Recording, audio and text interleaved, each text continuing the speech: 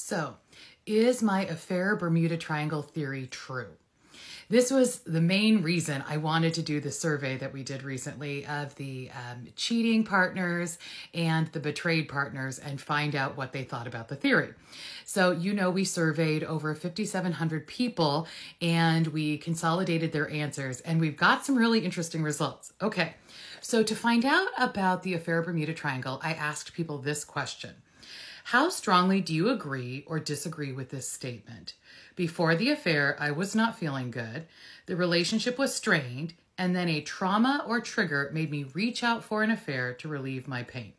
That's my affair Bermuda Triangle theory in a nutshell. So I was expecting 75% of people to say yes, but that's not what happened. All right, so help me make sense of this data. So when we asked them that question, 50.83% of women agreed with that. And these are just the people who strayed in their relationships.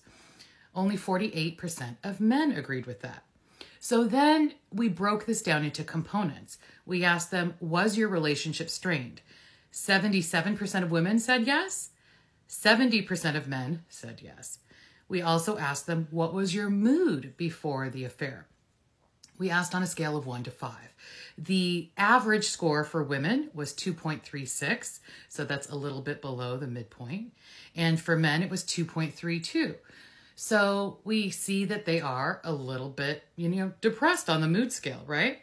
Then we asked, did you experience any traumas and how many? 77.6% of women said yes. 75.6% of men said yes. We asked about how about some small traumas. 83% of women said yes. 80.17% of men said yes. Then we said, do you feel like affairs are a painkiller? 64% of women said yes. 59.7% of men said yes. And so then this is where it gets interesting. We said, do you think a trauma or a trigger prompted the affair? Women said no 59.55% of the time. Men said no 65% of the time. So I wonder, are people maybe not knowing what a trauma or a trigger is or what counts as a trauma or a trigger? Are some people not recognizing that trauma, like, having a grandparent or a parent pass away, are they not recognizing that that's contributing to the affair? One thing that makes me think that is that we asked, in hindsight, did you use the affair to cope with pain?